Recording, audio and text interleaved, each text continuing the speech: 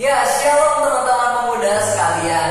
Kita bersyukur kalau malam hari ini kita masih boleh punya waktu spesial pada malam hari ini untuk boleh kembali beribadah di dalam ibadah online kita pada malam hari ini. Rekan-rekan sekalian, bagaimana kabar kita pada malam hari ini? Mari sejenak kita kembali datang kepada Tuhan dan kembali membawa segenap diri kita. Jika teman-teman pada malam hari ini datang dengan sebuah perasaan sukacita, maka marilah saat ini, malam ini kita datang membawa segala syukur kita. Namun jikalau saat ini teman-teman datang dengan perasaan yang penuh dengan beban berat atau ada di dalam satu kesedihan, teman-teman mari kita juga datang kepadanya. Dan kita bawa segenap perasaan itu ke hadapannya.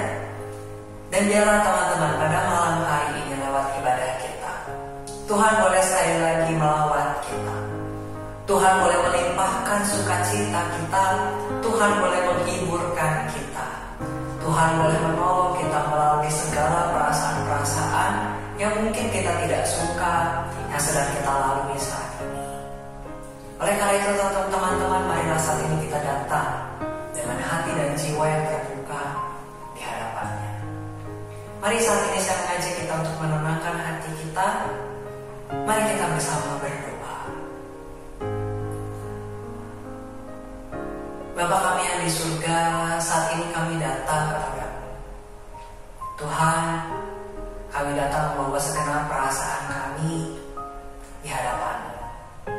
Saat ini kami datang untuk beribadah di hadapanmu, untuk mencari hadiratmu, untuk mencari tuntunanmu. Biar kiranya Tuhan lewat malam hari ini ketika kami akan memuji namamu dan terlebih ketika kami merenungkan firman-Mu di dalam persekutuan yang terjadi secara virtual ini, biarlah kami boleh sekali lagi dihiburkan. Karena sekalipun kami mungkin tidak berjumpa dengan saudara-saudari seiman kami secara langsung, tetapi kami sadar dan tahu betul bahwa Engkau adalah Tuhan yang selalu ada di samping kami. Engkau yang selalu ada bersama dengan kami dan tidak pernah meninggalkan kami. Oleh sebab itu ya Tuhan, tolonglah kami, pimpinlah kami saat ini.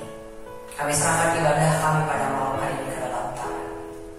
Hanya dalam nama anak Yesus Kristus kami bersyukur dan berdoa. Amin. Rekan-rekan sekalian, sebuah pujian yang akan saya ajak kita untuk bersama nyanyikan, untuk mengantar kita mengawal ibadah sekaligus mempersiapkan hati kita untuk mendengarkan firman Tuhan. Itu sebuah pujian yang berjudul Engkaulah Kekuatan.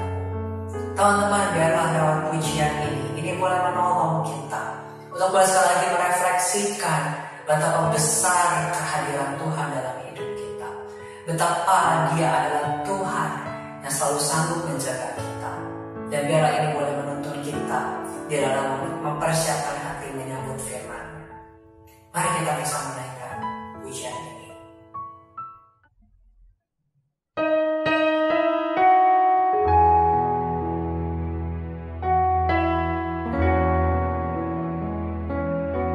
Mari saat ini dengan segenap kesungguhan hati, mari kita naikkan lirik demi lirik dari pujian ini. Biarlah pujian ini boleh sungguh menjadi ekspresi hati kita, bahkan menjadi keyakinan hati kita bahwa Tuhan, Engkaulah kekuatan. Engkaulah kekuatanku, tempat perlindunganku saat badai menerpa.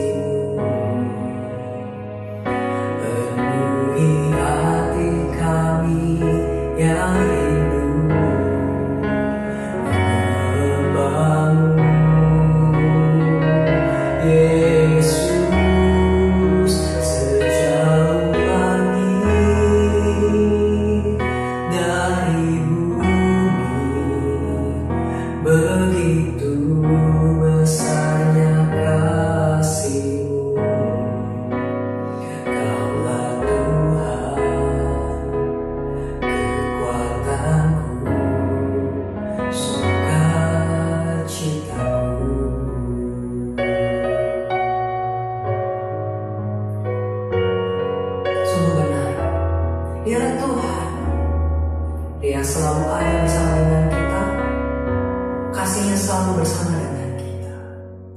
Engkaulah kekuatanku, tempat perlindunganku, saat badai menerpa. Aku tak akan goyah, aku tak akan goyah, aku tak akan goyah, sebab Kau sertaku. Sejauh langit dari bumi, begitu besarnya kasih-Mu. Penuhi hati kami yang rindu menyembah-Mu. Yesus, sejauh langit dari bumi, begitu besarnya kasih-Mu. Kaulah Tuhan, kekuatanku, sukacitaku. Kaulah Tuhan, Kaulah Tuhan, kekuatanku, sukacitaku.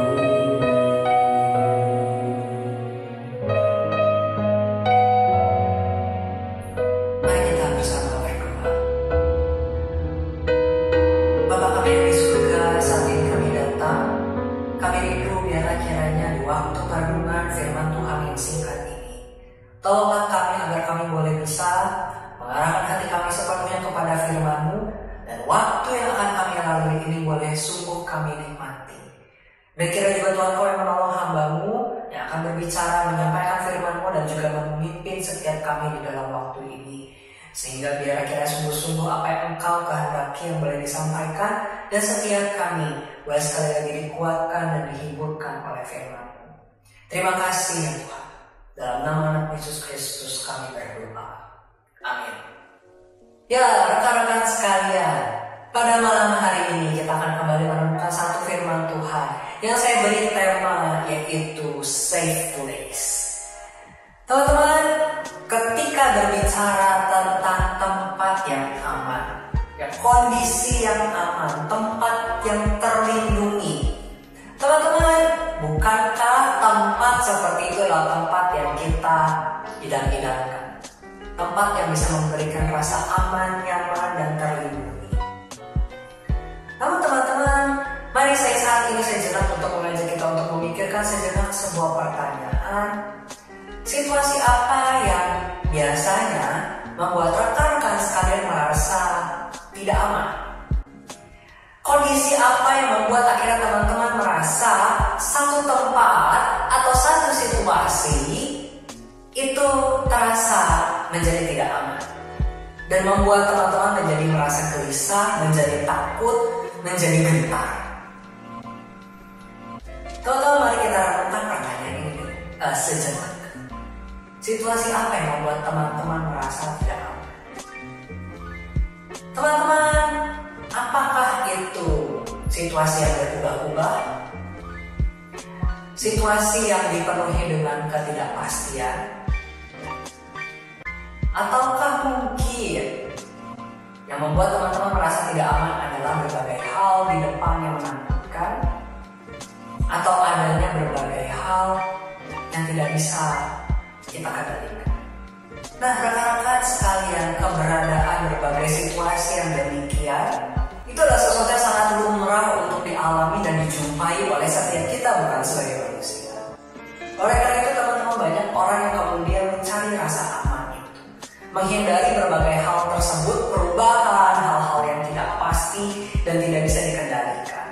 Bagaimana cara orang-orang itu mencari rasa aman?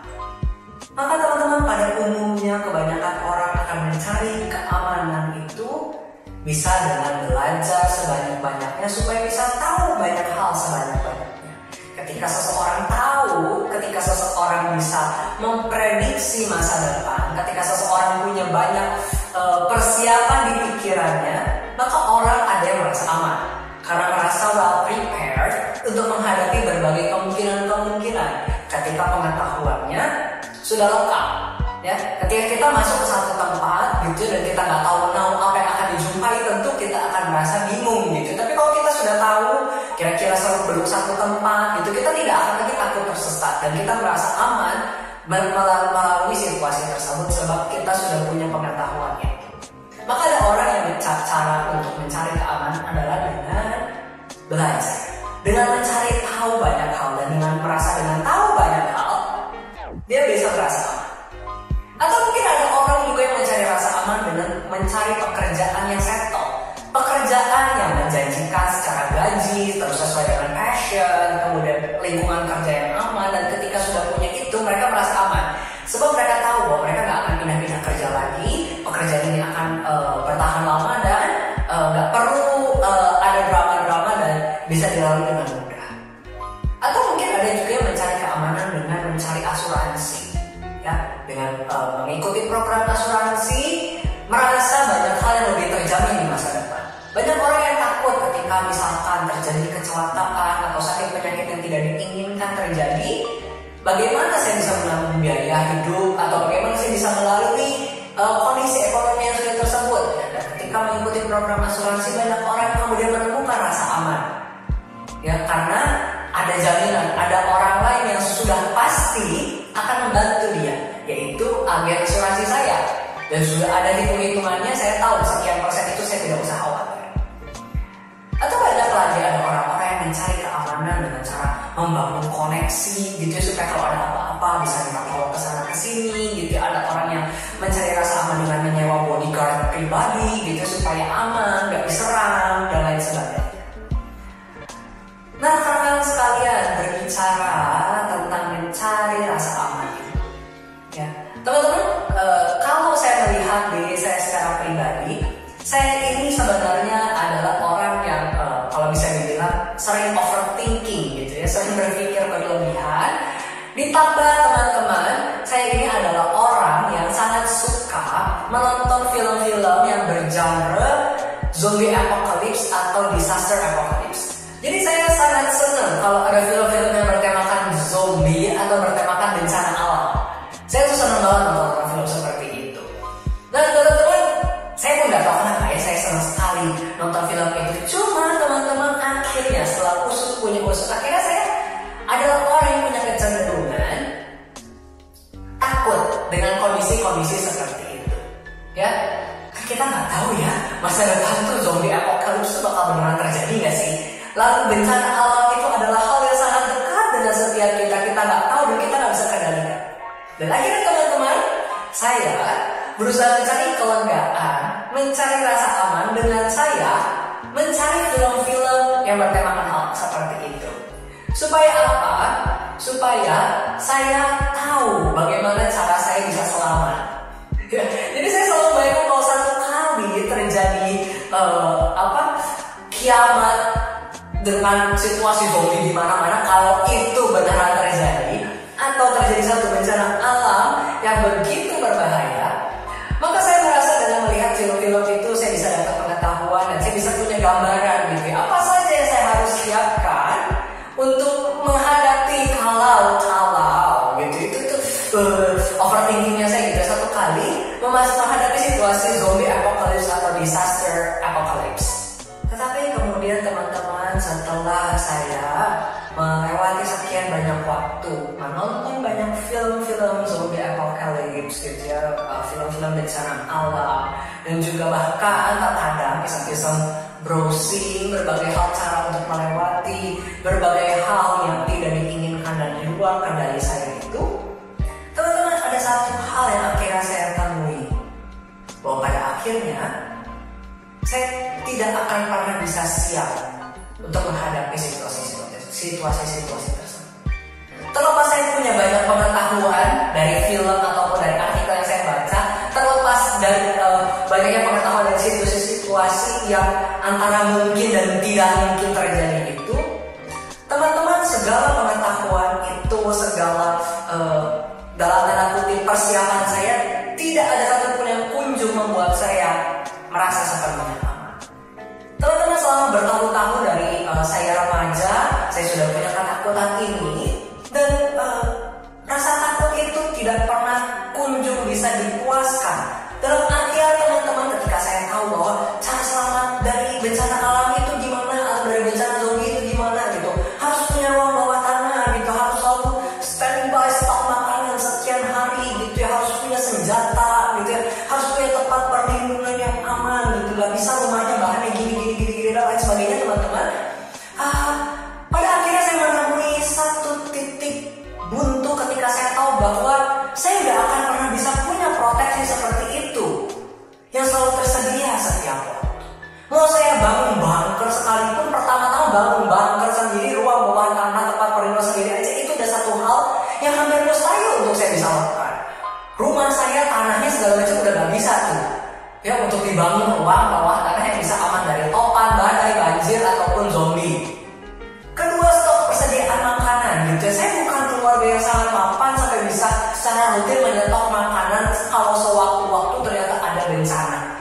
Teman-teman, dan banyak hal lagi yang saya pelajari, dan kemudian saya menemukan bahwa itu adalah sesuatu ketidakmungkinan untuk saya bisa mencapai segala keamanan yang saya perlukan. Gak mungkin saya bisa punya itu, apalagi belum lagi bicara soal punya senjata dan sebagainya gitu ya. Bahkan ketika saya memikirkan soal membuat tempat perlindungan di rumah saya sendiri, ketika saya berandai-andai dengan hal demikian, saya pun menemukan ada celah ternyata gitu.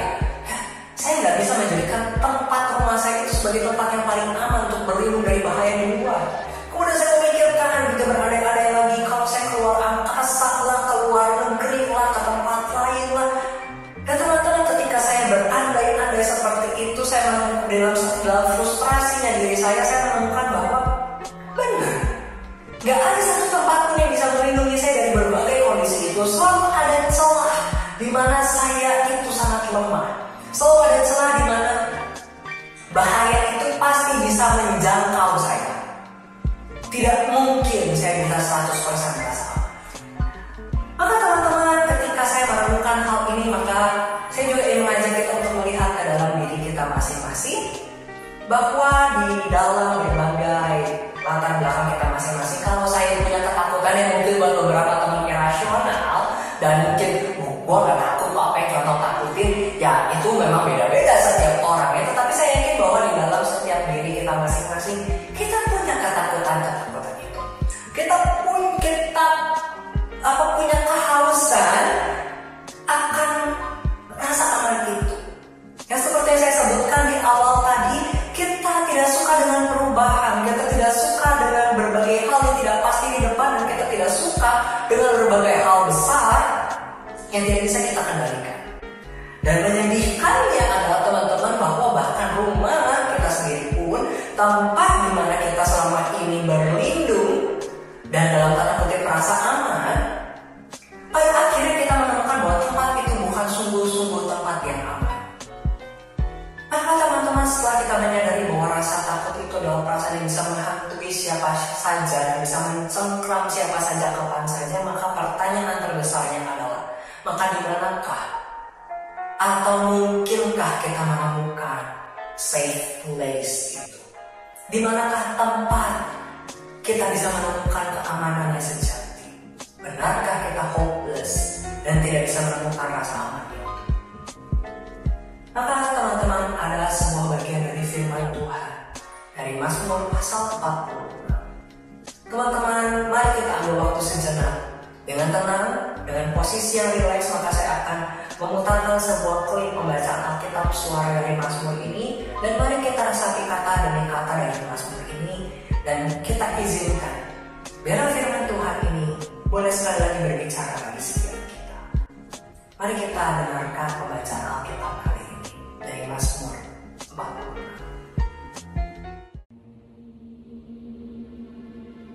Untuk pemimpin biduan dari Bani Korah dengan lagu Alamot nyanyian.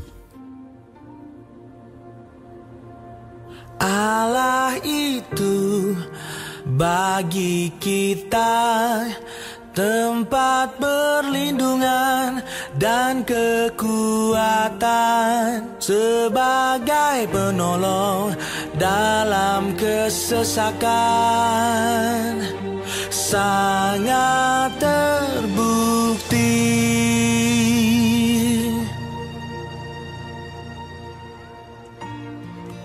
Sebab itu kita tidak akan takut sekalipun bumi berubah, sekalipun gunung-gunung goncang di dalam laut, sekalipun ribut dan berbuih airnya, sekalipun gunung-gunung goyang oleh geloranya. Selah. Kota Allah, kediaman yang maha tinggi, disukakan oleh aliran-aliran sebuah sungai. Allah ada di dalamnya. Kota itu tidak akan goncang. Allah akan menolongnya menjelang pagi. Bangsa-bangsa ribut, kerajaan-kerajaan goncang. Ia memperdengarkan suaranya, dan bumi pun hancur. Tuhan semesta alam menyertai kita. Kota benteng kita ialah Allah Yakub. Selah.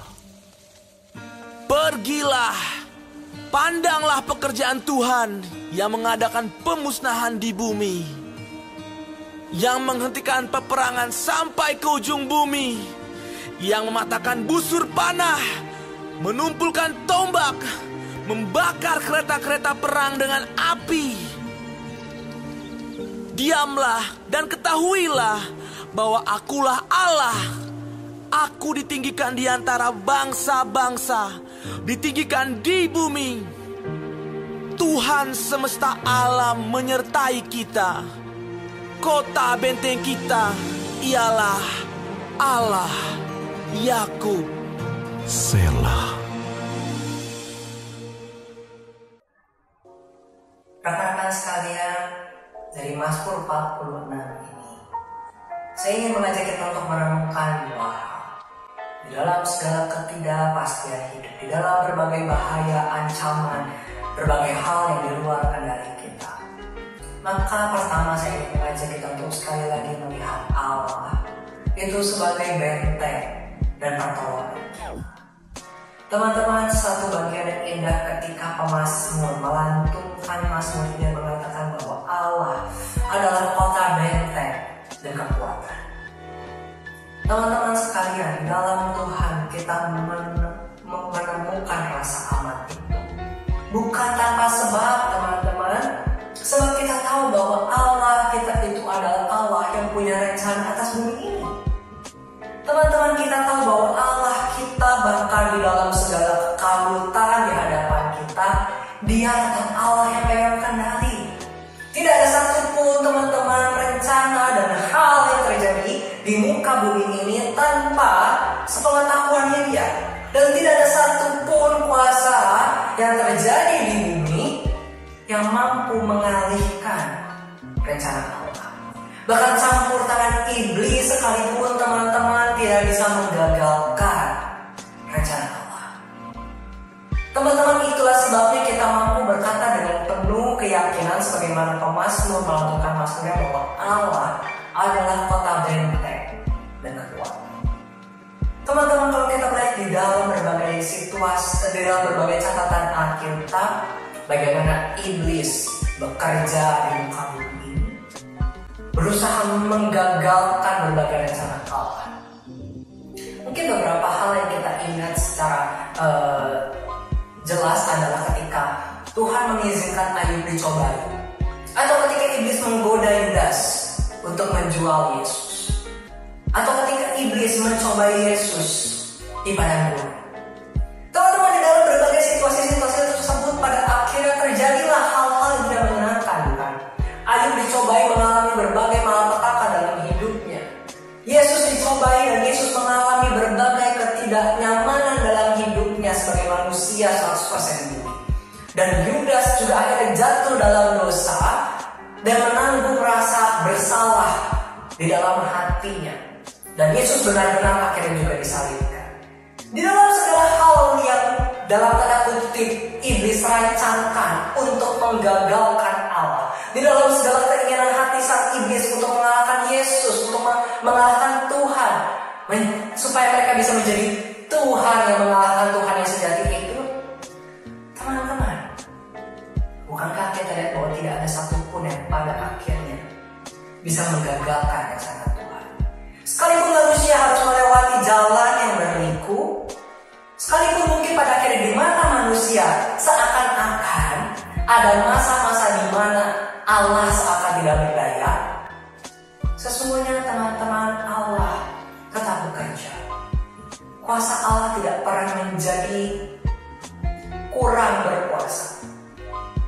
Allah tetaplah Allah yang memegang rencana, dan tidak ada satupun dari kehendak bebas manusia maupun juga segala rancangan-rancangan iblis itu yang sanggup menggagalkan kuasa Allah.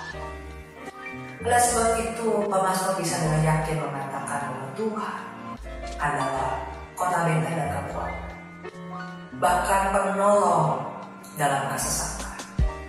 Dan teman-teman, kalau kita melihat di dalam terjemahan bahasa Inggris ada sebuah kata yang sangat menarik dari bagian ini, yaitu bukan cuma sekedar pemazmur bukan cuma sekedar mengatakan bahwa Tuhan adalah penolong, tetapi pemazmur mengatakan bahwa Allah adalah a very present help in trouble.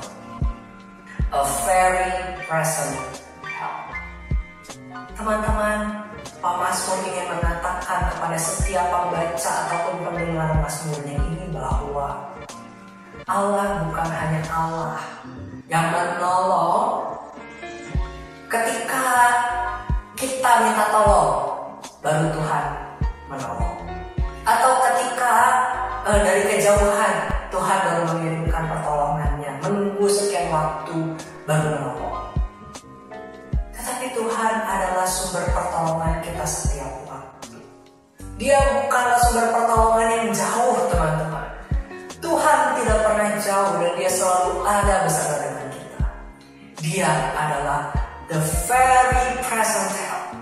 Dia adalah pertolongan yang sungguh-sungguh hadir di dalam kesusahan kita.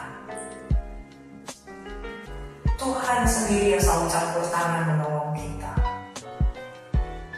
Maka dari itu, teman-teman, inilah hal pertama yang saya ingin ajak kita untuk lihat bahwa mengapa Tuhan bisa menjadi sumber rasa aman kita. Sebab mari kita melihat Dia sebagai kota benteng, kekuatan kita, sebagai sumber pertolongan kita. Dan itu telah teruji baik di dalam sejarah hidup kita maupun sejarah hidup umat manusia yang tercatat, baik melalui Alkitab maupun yang kita saksikan di dalam kehidupan orang-orang di sekitar kita.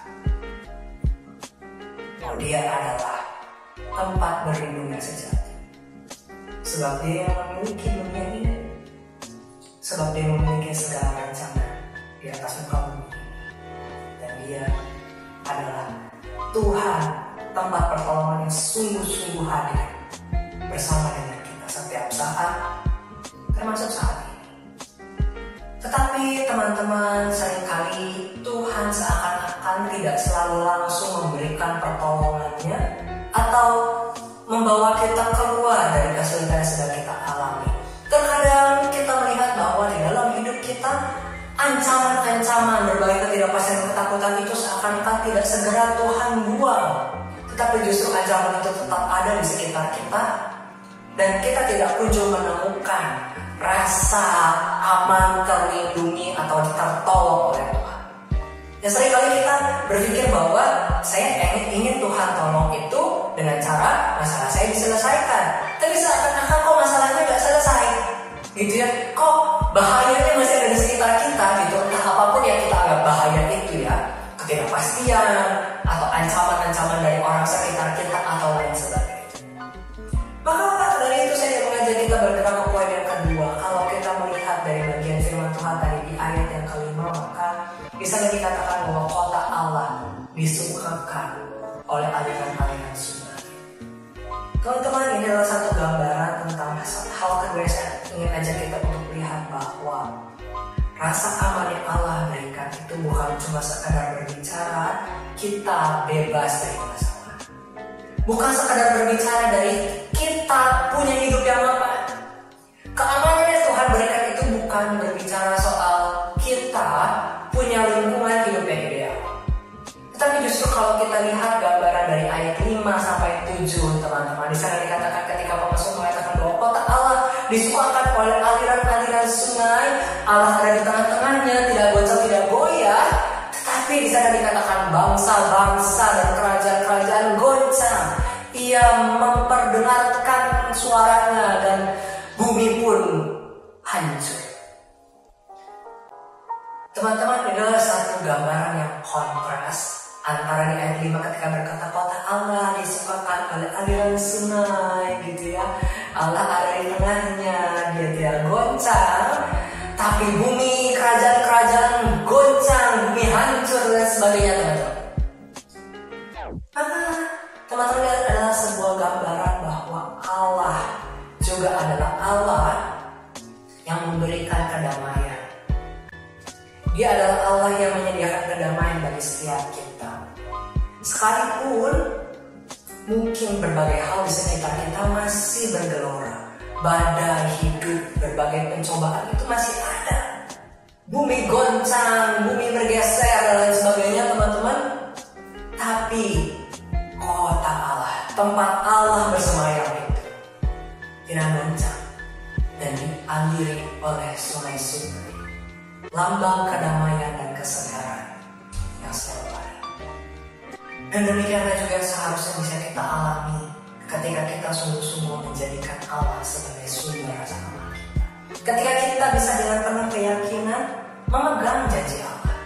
Ketika kita bisa dengan sungguh-sungguh menyandarkan segenap diri kita kepada Allah. Kita yakin bahwa Allah adalah Allah yang tidak pernah gagal. Sebagaimana saya sebutkan di bagian awal tadi, ketika kita bisa yakin sepenuhnya bahwa Tuhan adalah Tuhan yang sesungguhnya. Dia adalah yang memegang master plan dalam hidup kita dan seluruh dunia ini. Dan dengan demikian, teman-teman, kita bukan cuma bisa melihat pertolongan, kita bukan cuma bisa melihat perlindungan dan cara ajaib Tuhan membawa kita keluar dari masalah, tetapi bahkan di saat-saat kita masih ada di dalam masalah itu pun kita bisa tetap melihat Allah dan kita bisa tetap merasa aman. Kita bukan hanya merasa aman ketika Tuhan sudah menolong dan membawa kita keluar, tetapi sekalipun kita masih ada di tengah bahaya itu, kita masih bisa merasa aman. Kita masih bisa menjadi seperti sebuah kota yang dialiri oleh sungai itu. Sebab Tuhan ada dan menjadi satu-satunya tempat kita bersandar. Ada damai dari Tuhan yang mengisi dan menguasai jiwa kita. Maka teman-teman, sebelum saya mengakhiri perenungan firman Tuhan malam hari ini, pemazmur juga menutup bagian mazmurnya di ayat yang ke-11. Ia mengatakan bahwa diamlah dan ketahuilah bahwa akulah Allah. Aku ditinggikan di antara bangsa-bangsa, ditinggikan di bumi. Tuhan semesta alam menyertai kita. Kota benteng kita ialah Allah yang kuat. Rekan-rekan sekalian, saya ingin mengajak kita untuk secara khusus mengambil waktu beberapa menit. Sebuah langkah awal untuk kita bisa kembali merasakan Allah sebagai safe place kita. Satu langkah awal agar kita bisa menemukan Allah sebagai tempat yang aman adalah dengan diam dan mengetahui bahwa Allah adalah tempat perlindungan kita. Maka teman-teman, di dalam beberapa menit ini, mari pakai waktu ini untuk meneduhkan hati kita. Jikalau kondisi di sekitar teman-teman masih belum kondusif, maka silakan teman-teman cari tempat yang relatif tenang, teman-teman, di mana teman-teman bisa sendiri duduk dengan tanpa tekanan, tanpa hiruk pikuk lainnya. Kalau teman-teman mau pakai hands free, sebentar saya juga akan memutarkan sebuah instrumen, maka teman-teman bisa menyesuaikan kondisi teman-teman saat ini. Dan mari saat ini kita berdiam di hadapan Tuhan. Teman-teman bisa kembali membaca Mazmur ini 1 atau 2 kali lagi. Dan mari teman-teman sambil teman-teman kembali membaca Mazmur ini, kata demi kata, mari sekaligus kita juga bawa segala perasaan-perasaan kita. Segala perasaan yang membuat kita tidak aman. Apa yang masih menakutkan, yang masih terasa mengancam dalam hidup teman-teman.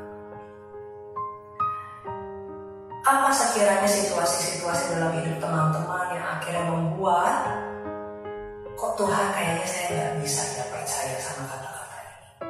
Kok rasanya saya susah ya percaya sama Mazmur 46 ini. Maka mari teman-teman sambil membaca, sambil berdiam, mari juga pakai waktu ini untuk berdialog bersama dengan Tuhan. Membawa segala apa yang ada di benak kita, sehingga ini boleh menjadi langkah awal kita untuk bisa menjadikan Tuhan sebagai the safe place untuk diri kita masing-masing. Marilah kita pakai waktu ini.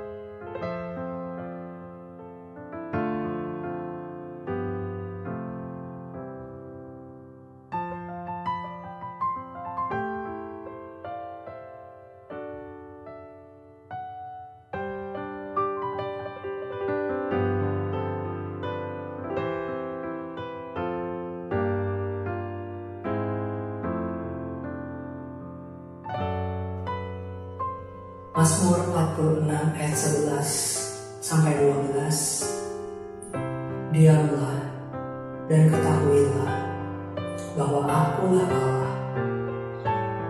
Aku ditinggikan di antara bangsa-bangsa, ditinggikan di bumi.